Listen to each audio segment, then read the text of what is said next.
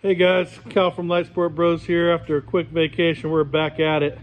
While I was gone, we got the rest of our round tube aluminum in, so we'll be able to start on finish the landing gear and start on the other stuff that we're planning on doing. I got some 1-inch phenolic that I glued up into 2 inches.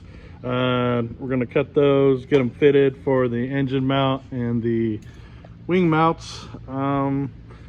And after that, might get into cutting some parts out for the landing gear. We'll see what the time gets us. But anyways, I'm gonna take a minute and throw all that into my rack underneath and get it all sorted.